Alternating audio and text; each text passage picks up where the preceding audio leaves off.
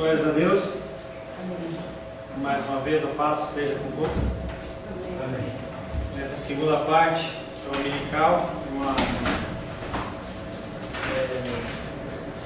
diferentemente dos outros domingos, a gente vai continuar trabalhando o tema da alegria. Nós finalizamos a semana passada dentro das bem-aventuranças dos pacificadores. E eu deixei para a perseguição, fala só ano que vem.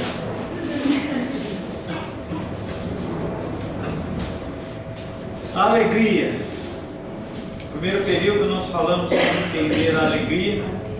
E agora a gente vai começar a falar sobre a maior alegria. Não é uma alegria natural, mas é a maior alegria. Em determinado momento do seu ministério terreno, Jesus enviou um grupo dos seus discípulos em sua missão de pregar o Evangelho, curar enfermos e expulsar aqueles que estivessem sob possessão demoníaca. Lucas capítulo 10, abre aí, Lucas 10, nós vamos ler do verso 1 ao 14. Lucas 10, versos de 1 a 14.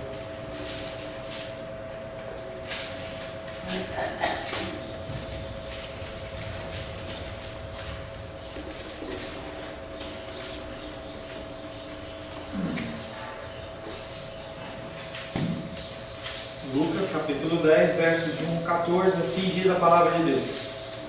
Depois disso, o Senhor designou outros 70 e os enviou de dois em dois, para que o precedessem em cada cidade e lugar aonde ele estava para ir. Ele fez a seguinte advertência: a seara é grande, mas os trabalhadores são poucos. Rogai, pois, ao Senhor da seara, para que mande trabalhadores para a sua seara. Ide, eis que eu vos envio como cordeiros para o meio de lobos. Não leveis bolsa nem alforje, nem sandálias, e a ninguém saudeis pelo caminho. Ao entrardes numa casa, dizei antes de tudo: paz seja nesta casa. Se houver ali um filho da paz, repousará sobre ele a vossa paz. Se não houver, ela voltará sobre vós. Permanecei na mesma casa, comendo e bebendo do que eles tiverem, porque digno é o trabalhador do seu salário. Não andeis a mudar de casa em casa. Quando entrardes numa cidade, e ali vos receberem, comei do que vos for oferecido. Curai os enfermos que nela houver e anunciai-lhes: a vós outros está próximo o reino de Deus. Quando, porém, entrardes numa cidade, não vos receberem, saí pelas ruas e clamai: até o pó da vossa cidade, que se nos pegou aos pés, sacudimos contra vós outros. Não obstante, sabei que está próximo o reino de Deus. Digo-vos que, naquele dia, haverá menos rigor para Sodoma do que para aquela cidade. Ai de ti, Corazim! Ai de ti, Betsaida! Porque se em Tiro e em Sidom se tivessem operado os milagres que em vós se fizeram, há muito que elas teriam arrependido, assentadas em pano de saco e cinza. Contudo, no juízo, haverá menor rigor para Tiro e Sidom do que para vós outras. Jesus ele havia designado 70 dos seus discípulos, dos seus seguidores, para irem por toda a Palestina, de povoado em povoado, de vila em vila, aos quais ele mesmo estava para ir. Ele mandou pessoas indo na frente, para proclamarem a vinda do reino de Deus. Ele os advertiu, os apóstolos, de que em muitos lugares eles não seriam recebidos. Quantas vezes você é comissionado por Deus para falar a palavra de Deus para alguém, mesmo familiares, e não é recebido? Como Jesus disse, eles seriam cordeiros no meio de lobos. Nós, quando vamos pregar a palavra de Deus em meio a familiares, amigos de trabalho, colegas, estudantes, que quer que seja, nós somos levados como cordeiros no meio de lobos. É claro que a comissão de irem com a mensagem a respeito de Cristo pertence agora também a toda a igreja. Nós temos essa obrigação. Mateus 28 finaliza mandando que nós devemos ir e falar do Evangelho de Cristo, não só na igreja, não só no dia de evangelismo, não só no momento que você está entregando folheto, mas em qualquer atividade que você pratique, você pratica demonstrando o amor de Deus, você demonstra a atenção do Senhor através da sua vida, inclusive chorando com os que choram e se alegrando com os que se alegram. Pastor, isso é pregar o Evangelho? Sim, isso é pregar o Evangelho. Pregar o Evangelho não necessariamente é você estar com a Bíblia debaixo do braço e você ficar declarando versículos, mas é muitas vezes mais importante ou mais eficaz você pregar através da sua vida, através dos seus atos, do que realmente através de algo que você fala. E ele fala que nós seríamos como cordeiro no meio dos lobos. Essa comissão agora pertence a toda a igreja. E essa advertência de cordeiros no meio de lobos se aplica a cada um de nós. O mundo nem sempre mostra alegria em receber a nossa mensagem, não é mesmo, Lutinho? O dia estava compartilhando comigo lá, quando se compartilha o Evangelho, fala do amor de Deus, as pessoas elas ficam indignadas. Nós temos que olhar essa situação com muita misericórdia. Estava dando aula na sexta-feira, e aí tem um aluno lá que ele é bem indignado. Falei, não, mas se o cara não quer, manda para o inferno, se eu quero. Falei, não é assim. Não, porque eu não sei o que. Não é assim, meu irmão. Não, porque quando ouvi o Evangelho eu aceitei. Eu falei, você acha que isso é mérito seu? Eu não ouvi. Eu caí na bagunça, vivia na bagunça. Deus ele continua tendo misericórdia. Talvez vocês tenham uma história semelhante. O que importa é que nós temos que agir de misericórdia com as pessoas. Na verdade, nós só somos o que somos porque a misericórdia e a graça de Deus nos alcançou. Se não fosse, nós estaríamos perdidos. Nós temos que olhar para as pessoas com amor e com misericórdia. O mundo nem sempre mostra alegria em receber a nossa mensagem. E às vezes nos sentimos como ovelhas que são levadas para o matadouro. Essas palavras devem ter sido desanimadoras para os 70 discípulos. Imagina! 70 discípulos de Jesus, em vez de Jesus falar assim, olha, você vai ser vitorioso, você vai pregar para multidões, alguém te ouve, né? Você vai pregar para multidões. Jesus Cristo fala, vocês estão indo como cordeiro no meio de lobos. Nós não precisamos de motivações humanas. E aí quando você vê as mensagens que são proclamadas na igreja, são só mensagens de vitória. Olha, você tem que ser vitorioso, você tem que ser próspero, você tem que ter um carro, tem que ter isso, tem que ter aquilo. E aí as pessoas elas começam a inventar. Ontem vi lá do dízimo dobrado, lá de uma igreja. Você dá o dízimo dobrado porque Deus ele vai te dar 2 vezes mais, é a dupla honra. Aí o outro lá que é apóstolo, ele fala, não, você não tem que dar o dízimo, você tem que dar a 5ª parte. E aí os caras vão inventando coisas, pegando o termo ali e encontram ninho nos nossos corações, porque na verdade nós queremos exatamente isso. Nós queremos ser os bons. E as pessoas olham para nós e falam assim, você é feliz, você está na presença do Senhor, olha a sua vida, olha as suas dores, olha as suas dificuldades, olha o que você está passando. Porque as pessoas elas só conseguem olhar para a alegria no conceito temporal. Deus não necessariamente nos concede a alegria no modo temporal. E chega para aqueles discípulos e fala assim, olha, vou falar uma coisa para vocês. Vocês vão com um cordeiro no meio de lobos. O que acontece com o cordeiro quando entra no meio de lobos? Interessante que ele fala, vocês vão como cordeiro no meio de lobos, não só não. Aí quando você vê aqueles filmes de Discovery Channel, não necessariamente o lobo, mas a gente vê mais leão, a hora que leão e leoa pega, vai rasgando. Ou aqueles animais, quando cai aquele animal lá na lagoa que o crocodilo pega, um puxa do lado, o outro dá aquela rasgada. É isso que foi a palavra de motivação. E aí eu fico imaginando aquele de um lado todo, e eu acho que nós vamos para outro lugar. Vamos fazer de conta que a gente está indo para o lugar que Jesus está mandando. Você acha que não teve gente que pensou em fazer isso? O mundo nem sempre mostra alegria, e essas palavras devem ter sido desanimadoras para os 70 discípulos. Lucas não nos diz isso explicitamente, porém imagino que eles saíram com alguma medida de temor.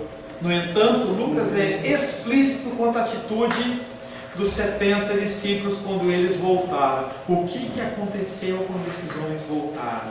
Lucas capítulo 10, verso 17. Lucas 10, 17. Débora, deixa eu ver sua voz. Então regressaram-se a Pedro, possuídos de alegria, dizendo: Senhor, os próprios demônios se nos submetem pelo teu nome. Com alegria agora. Imagina você voltando. Você acha que os discípulos eles teve esse tipo de expressão? Ou teve mais substância? Então regressaram os 60, 70 possuídos de alegria, dizendo: Senhor! Os demônios, sabe, o bode, o demônio, o cão, e eles se submetem ao teu nome. O cara estava espumando lá, eu mandei ele parar, ele parou. O outro estava voando lá, eu mandei ele descer, ele desceu. Eu lembro que uma vez lá em São Paulo, na igreja da Lapa, onde eu congregava, eu era diácono ainda, eu era de diaconato ainda. E aí eu estava lá e entrou um cara meio estranho assim. E assim que deu o sinal do cara. Então um cara assim, aí ele pegou e sentou. As cadeiras eram de plástico, né? E ele pegou e sentou. Uma fileira na segunda fileira. Quando eu vi o cara, eu falei assim, o bicho está com um cão no corpo. Ele não falava nada. Eu olhei para uma irmãzinha lá, olhei para o diácono, eles já encostaram. Quando eu cheguei perto do cara, o cara deu um chute na cadeira, a cadeira voou lá na bateria. E eu olhei para ele e falei assim: eu repreendo você em nome de Jesus, está amarrado. Põe a mão para trás. E ele pôs a mão para trás. Agora vamos lá para o fundo. O culto estava começando. Ele, né? Chegou lá no fundo, colocaram uma cadeira, ele sentou, e o pastor viu o barulho que foi, ele chegou, já repreendeu o bicho, e aí o cara começou a olhar e falou assim: o que está acontecendo? Eu estava lá na estação de trem, agora eu estou aqui, não sei o quê.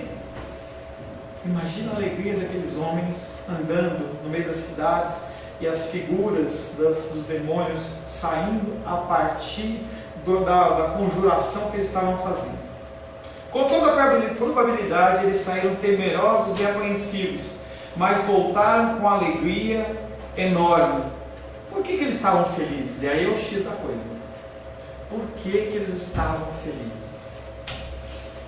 Porque haviam sido bem-sucedidos. Não, pastor, que é isso? Eles estavam contentes, e o versículo que eu vou ler depois vai provar o que eu estou falando. Tá?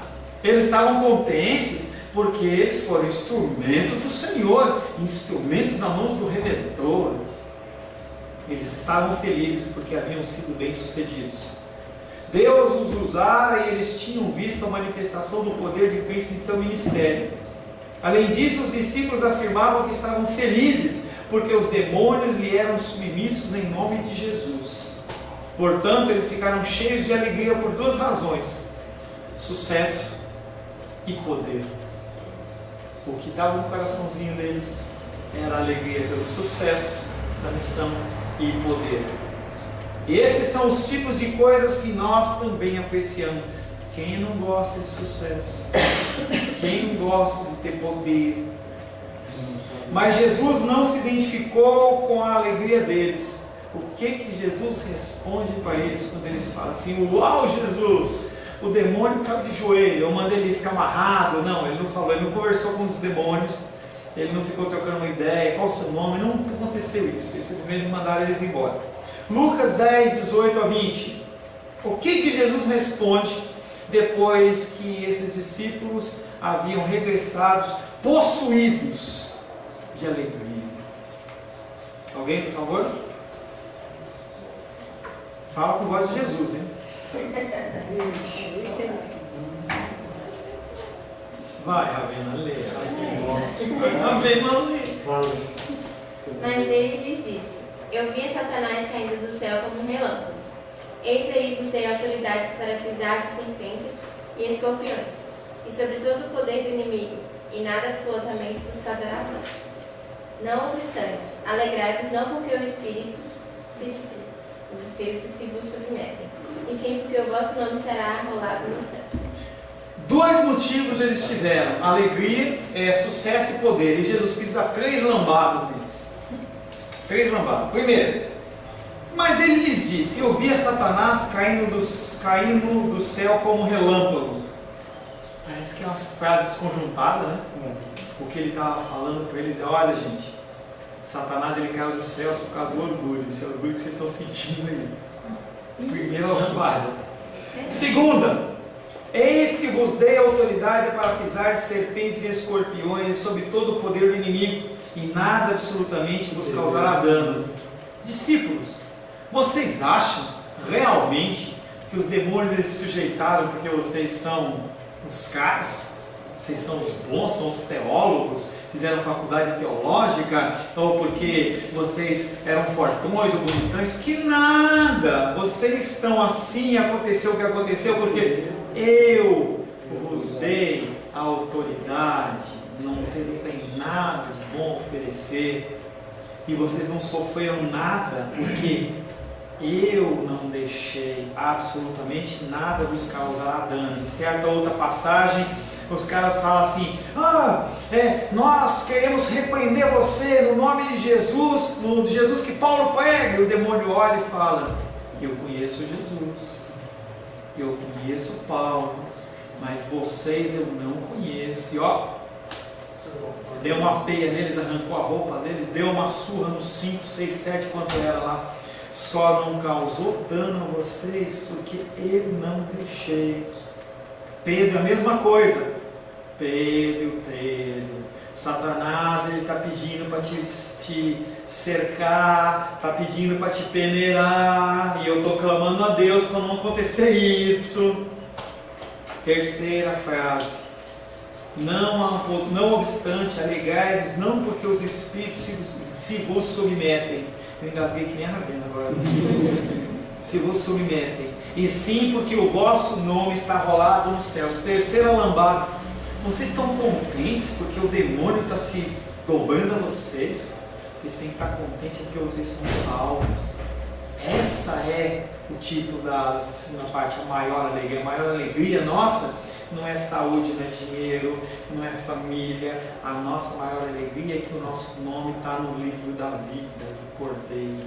Essa tem que ser. E aí Jesus Cristo olha para ele e fala assim: não se alegra com isso não. Se alegra e seu nome está no livro da vida. Precisamos considerar essas palavras de Jesus. É óbvio que ele entendia a alegria dos seus discípulos, que haviam desfrutado do sucesso no ministério, mas os advertiu a respeito de terem um fundamento errado para a sua alegria. Qual que é a base da sua alegria? Você só é alegre quando você tem dinheiro? Você só é alegre quando você está empregado? Você só é alegre quando você não tem problema de dor? Quando você não tem problema emocional? Se a sua alegria é baseada nessas coisas que compõem a nossa alegria, mas não pode ser o fundamento da nossa alegria, você é o mais triste dos seres humanos. Porque a tua alegria, você pode estar num momento de extrema alegria, no outro dia, acabou sua vida.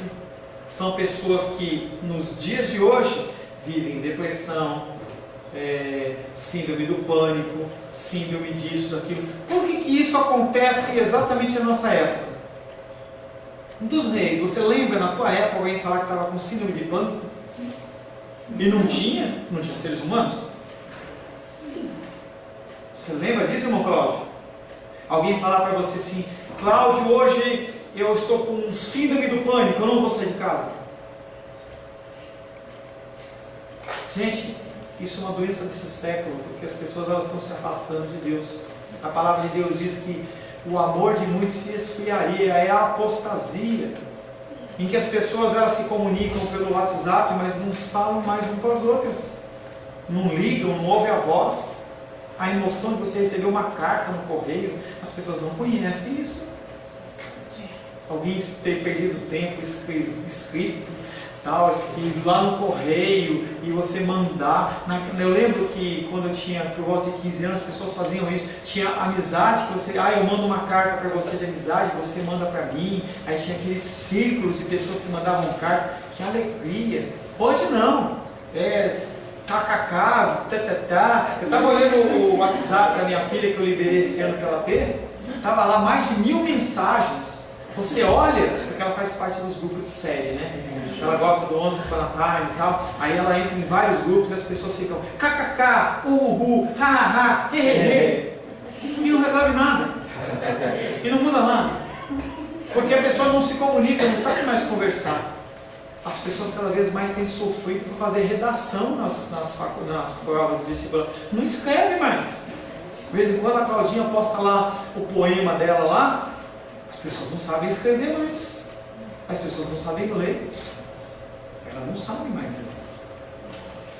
Precisamos considerar essas palavras de Jesus. É óbvio que ele entendia a exultação, a alegria dos seus discípulos que haviam desfrutado. Mas qual o fundamento da alegria daqueles discípulos? Jesus disse que eles não deviam se regozijar pelo fato dos demônios de serem submissos. Em vez disso, deviam se alegrar por ter seus nomes escritos no livro da vida. Nesse ponto, nosso Senhor identificou o fundamento supremo da alegria cristã. A nossa alegria deve vir da certeza que temos a redenção em Cristo. Se você não tem a certeza de que você é salvo, que tristeza! Não é uma certeza que você tem um documento na mão. Não é uma certeza que apareceu um anjo, Jesus Cristo, ele encarnou na sua frente. Mas é uma certeza no coração. Você pode olhar para a vida das pessoas e ver o fruto do Senhor sendo manifesto. A pessoa ainda está longe de uma excelência, mas ela vai caminhando, vai caminhando. Às vezes dá uma de caranguejo, né? Vai para frente, e vai para trás, vai para frente. Mas sempre olhando em direção ao alvo. A maior alegria que uma pessoa pode ter é saber que seu nome está escrito no livro da vida do Cordeiro. E que ela é salva e estará livre, será viva para sempre com o Senhor. As pessoas elas continuam buscando o melhor de Deus. Tem a musiquinha lá que fala, o melhor de Deus ainda lá por vir. Gente, não tem o melhor de Deus. A situação só vai piorar. Pastor, final de ano, tem que trazer uma mensagem de motivação, uma injeção. Não, vai piorar. Ano que vem vai ser pior que 2016. Mais desastres. Essa noite eu não li muito bem, não estou sabendo o que aconteceu, mas parece que um cara deu uns tiros aí, matou umas pessoas lá na Turquia, lá mais de 50 pessoas morreram lá, por um maluco lá que estava atirando para todo lado lá, explodiu alguma coisa lá. Cada vez mais isso vai acontecer. E cada vez mais essas coisas elas vão ser próximas a nós. Quando o vírus da AIDS ela apareceu por volta da década de 80, a gente olhava aquilo como uma situação longe, Estados Unidos da América. E aí, conforme as coisas foram acontecendo, você começa a identificar que o fulano de tal, é o fulano de tal, é o fulano de tal, e aí parece que vai chegando perto do teu círculo familiar, chegando perto do seu familiar, muitas pessoas têm pessoas com problema de AIDS na sua família, sem serem pervertidos, sem terem nenhum tipo de dificuldade, por um problema sanguíneo, qualquer coisa que seja. Mas as dificuldades, cada vez, elas vão se aproximar mais da gente. A perseguição que nós vamos tratar a partir de janeiro, essa perseguição ela cada vez mais vai estar nas nossas vidas.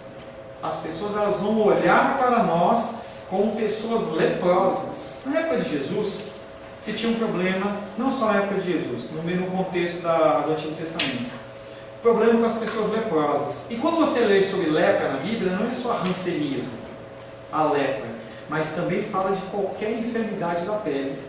Tá? E as pessoas, elas quando iam se achegar num povoado em que haviam outras pessoas, ela tinha que começar a gritar. Primeiro que ela andava com um sino daqueles de vaca no pescoço, era obrigado.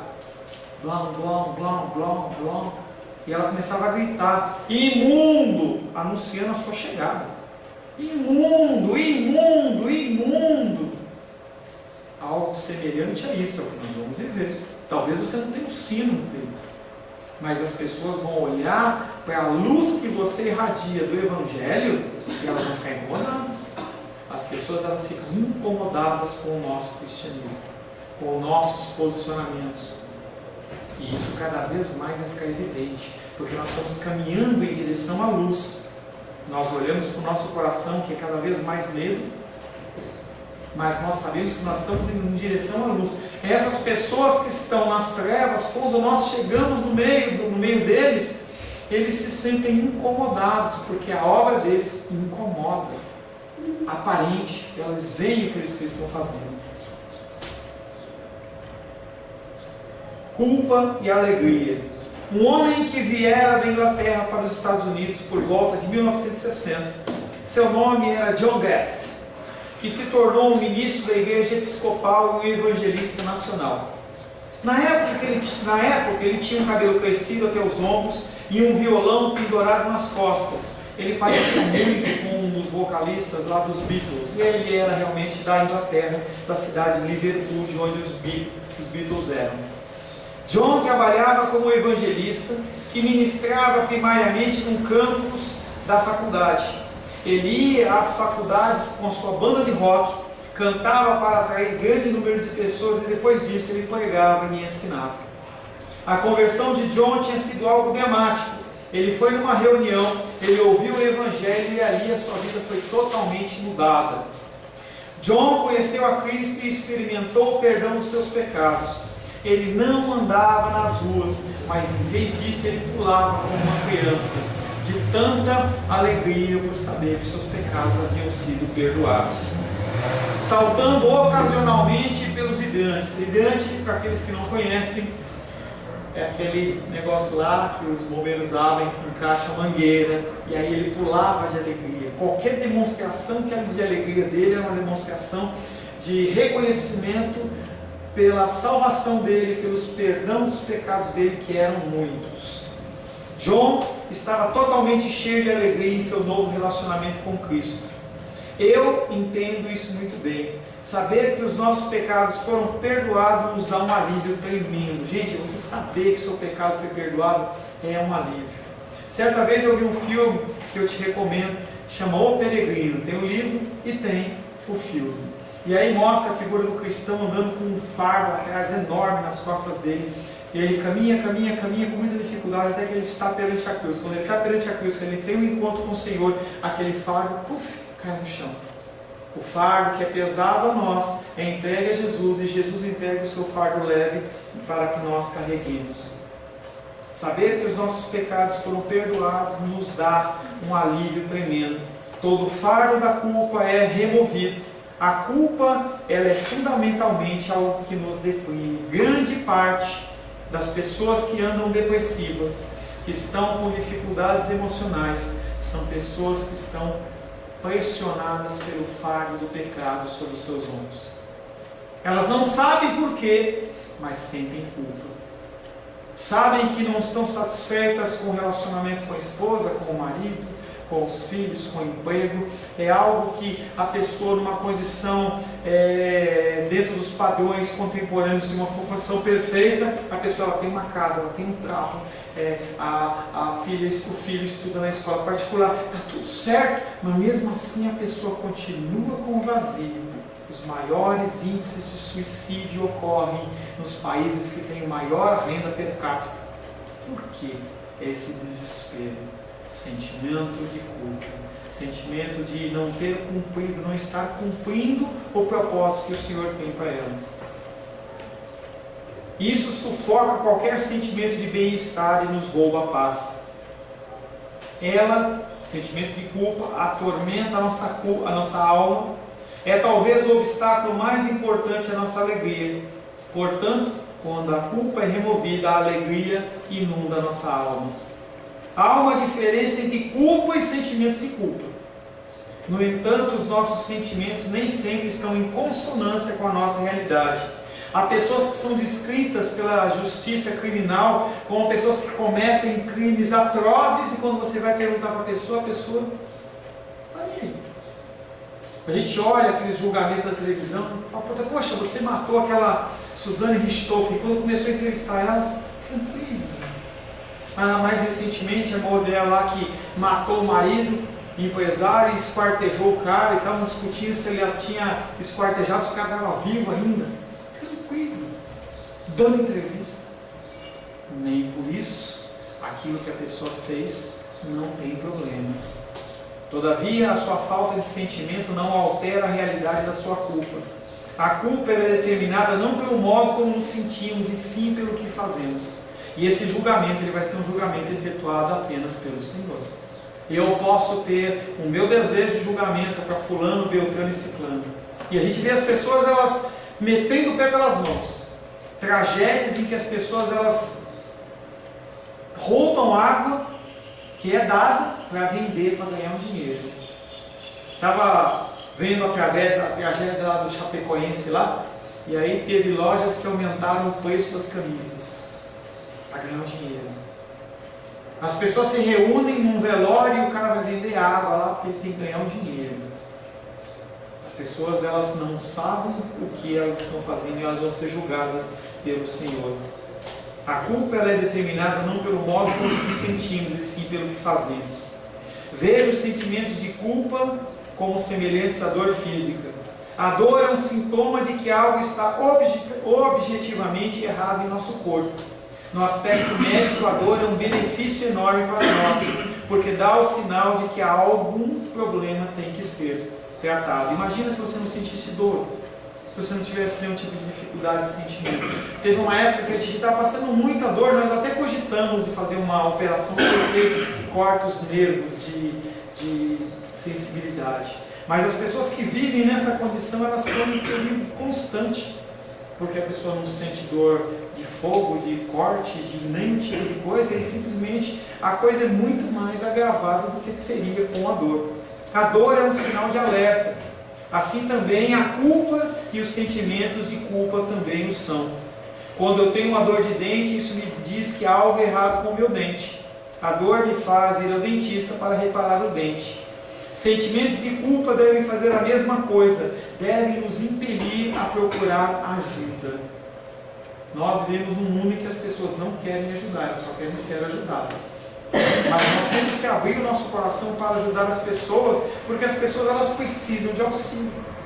Se as pessoas veem em você uma pessoa que ela é confiável, elas vão procurar você. O aconselhamento bíblico, ele tem crescido muito. Esse ano eu cheguei à maluquice de atender 12 pessoas por semana. É demais. Estou extremamente cansado. Já falei com a Rosângela que eu não vou fazer isso mais. Vamos tentar atender as pessoas, mas não nessa quantidade. Você leva de 1h30 a 2 horas por pessoa, você trabalha 24 horas só ouvindo problemas e tentando conciliar problemas, e isso é um desgaste enorme. Mas as pessoas, elas precisam de ajuda. As pessoas, elas precisam ser ouvidas. E as pessoas, elas precisam de conselho não do que você acha, mas do que a palavra de Deus diz. Quando a nossa culpa objetiva ela é tratada e os sentimentos de culpa desaparecem, nós sentimos alegria. Quão é bom você atender uma pessoa e a pessoa ela começar a ser tratada. Tem um rapaz que eu atendo lá no Gama. Eu já contei essa história para vocês. Eu dei essa palestra lá no Gama. Provavelmente ele deve até assistir isso mais tarde. E ele houve uma série de problemas lá, porque eu falava de alguns conceitos que os líderes não entendiam e não quiseram aceitar. E passados 6 meses, aquele rapaz me ligou. Falou: pastor, quem está te falando é o fulano. Tal, que eu posso ajudar? Ele falou assim: pastor, eu estou extremamente incomodado depois que você passou aqui, falou, fez aquelas palestras aqui. E eu quero pedir se você pode me ajudar a ser cristão.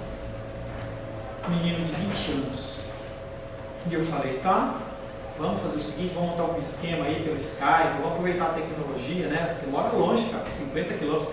Pastor, eu só vou ser atendido dessa maneira se você não quiser me atender, porque eu quero ir aí, eu quero olhar no teu olho, eu quero ser repreendido, eu quero aprender das coisas de Deus. E conforme esse menino foi caminhando, dei umas pauladas no meio do caminho, mas hoje ele olha para mim e fala assim: sou feliz. Tenho lutas, tenho dificuldades, mas eu sou feliz. Eu tenho entendido que eu não preciso trabalhar desesperadamente, porque Deus, Ele é o meu provedor. As pessoas não entendem, mas eu sei que eu estou no caminho do Senhor. Que alegria, que alegria. Um jovem ainda, novinho, da idade delas, novinho ainda, toda uma vida, entendeu, por andar. Quando eu olho para elas, eu tenho 49. Olho para elas, tem 18, 19, 20 anos. Eu tenho no mínimo quase 2 vezes e pouquinho. Eu dei que a Rosângela não está aqui, porque ela falou assim: para de falar esse negócio de idade. Eu fico olhando, fico imaginando, se eu tivesse o conhecimento que eu tenho hoje, que não é nada, com a idade deles, nossa, onde eu ia parar? E aí eu vejo esse rapaz alegre, feliz, porque ele conhece, ele está entendendo o propósito do Senhor na vida dele. O que nós não podemos confundir, para a gente encerrar, eu não vou finalizar, nós não podemos confundir prazer com alegria. As pessoas, elas têm prazer momentâneo, mas não são alegres. Adultério é prazeroso. Ou você acha que o pecado ele não é prazeroso? Você acha que a pessoa quando usa droga ela sente desconforto? Ou quando ela bebe uma bebida alcoólica ela sente desconforto? Ou qualquer outro tipo de pecado que ela tenha, algum vício de pornografia, é desconforto? Não, a pessoa ela tem alegria e prazer. O problema é que ela não tem alegria. Nunca usei drogas, tá? Mas o testemunho das pessoas é que a pessoa ela usa uma substância química e ela vai às alturas de êxtase de alegria. Mas quando acaba o efeito, ela entra numa depressão tremenda, porque ela não tem mais aquele estímulo. Eu sempre vi as pessoas e elas viviam muito. A gente andava muito lá como juventude em Minas, e em Minas os jovens eles bebem muito, porque não sentem prazer na conversa, nas coisas. Então precisa de outros estímulos. Você quer prazer na sua vida ou você quer alegria? Feche seus olhos. Senhor Deus, somos confrontados, Pai, com as Tuas palavras. Nós temos, Pai, colocado a nossa alegria em coisas momentâneas. Temos buscado, Pai, coisas que são como flores do campo, que um dia estão bonitas e outros dias, Pai querido, elas estão secas. Elas não exalam mais o seu perfume. Nós temos nos preocupado com coisas temporais, muito mais, Pai querido, do que buscar a Tua presença e a Tua face. Temos, Pai, buscado coisas naturais e terrenas em vez das coisas eternas. Pedimos que o Teu Espírito Santo nos constrange para que nós tenhamos como motivo da nossa maior alegria o servir ao Senhor, o termos o nosso nome escrito no livro da vida. Não permita, Pai querido, que os prazeres desta vida, prazeres esses que são temporais e momentâneos, Pai, desviem o nosso foco na alegria maior que é ter Te conhecido, Pai. Somos colocados neste mundo, Pai, como ovelhas em meio a lobos. Nos dá sabedoria, nos dá estratégia, para que nós não venhamos a murmurar em meio às lutas e dificuldades do mundo, mas que nós possamos testemunhar da Tua grande força, do Teu grande amor, Pai, em nome de Jesus. Amém. Glórias a Deus.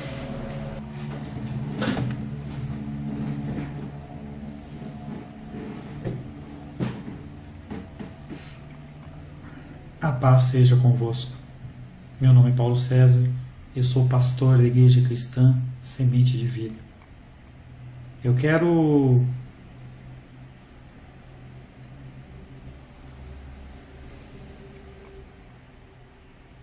a paz seja convosco.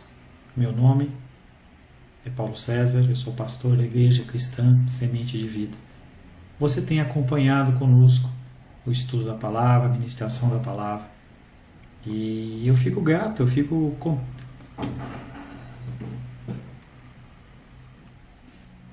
A paz seja convosco. Meu nome é Paulo César, eu sou pastor da Igreja Cristã Semente de Vida. Me alegro por esta palavra poder estar alcançando a sua vida. Sei que a palavra ela tem o poder de mudar, transformar, gerar no nosso coração mudanças e transformações. E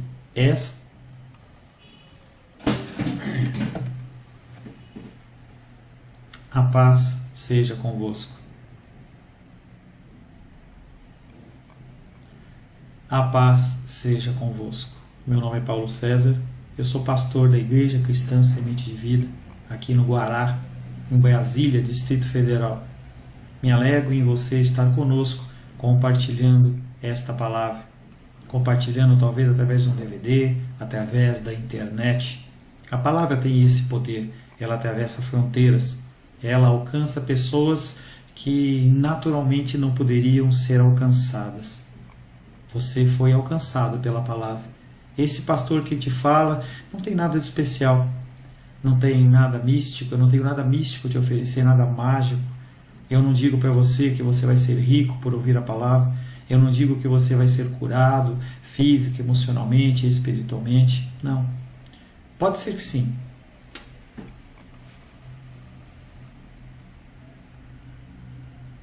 A paz seja convosco. Meu nome é Paulo César, eu sou pastor da Igreja Cristã Semente de Vida. A paz seja convosco. Meu nome é Paulo César, eu sou pastor da Igreja Cristã Semente de Vida aqui em Brasília, Distrito Federal. Me alegro que esta palavra possa ter te alcançado. A palavra tem essa característica, ela alcança pessoas aonde quer que elas estejam. Não sei onde você está, mas sei que a palavra te alcançou. Me alegro com isso. De novo, não. A paz seja convosco. Meu nome é Paulo César. Eu sou pastor da Igreja Cristã Semente de Vida, aqui no Brasília, Distrito Federal. Me alegro que a palavra tenha te alcançado. Ela tem essa característica. Ela alcança pessoas nas mais determinadas. A paz seja convosco. Meu nome é Paulo César, eu sou pastor da Igreja Cristã Semente de Vida. Me alegro que a palavra tenha te alcançado. Ela tem essa característica, ela alcança pessoas nas suas maiores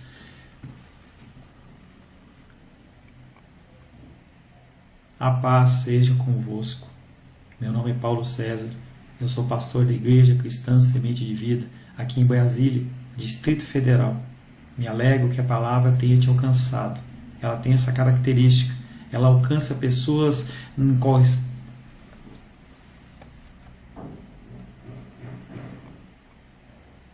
A paz seja convosco.